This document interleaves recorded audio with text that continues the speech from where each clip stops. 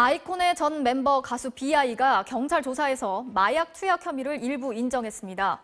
신분도 참고인에서 피의자로 바뀌었는데요.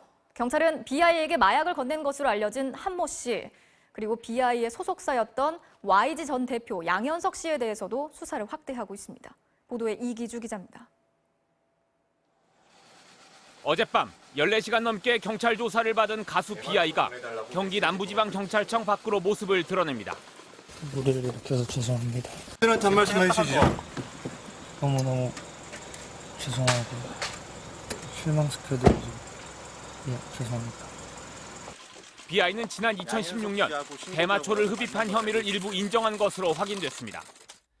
지난 6월 SNS를 통해 마약에 관심은 있었지만 겁이 나고 두려워 투약하지 않았다며 부인해온 입장을 포기한 겁니다. 혐의를 인정하면서 B.I.는 경찰 조사 도중 피의자 신분이 됐습니다.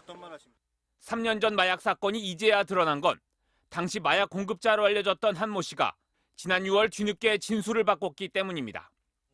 한 씨는 과거 경찰 조사에서 B.I.에게 마약을 준 적이 없다며 허위로 진술했던 이유가 양현석 전 YG 엔터테인먼트 대표의 협박 때문이었다고 주장했습니다. 경찰은 우선 한 씨가 B.I.에게 실제로 마약을 언제 얼마나 공급했는지에 대해서도 추가 조사하기로 했습니다. 단순히 마약을 투약한 행위에 비해 마약을 공급하고 유통시키는 범죄가 더 나쁘다고 보기 때문입니다.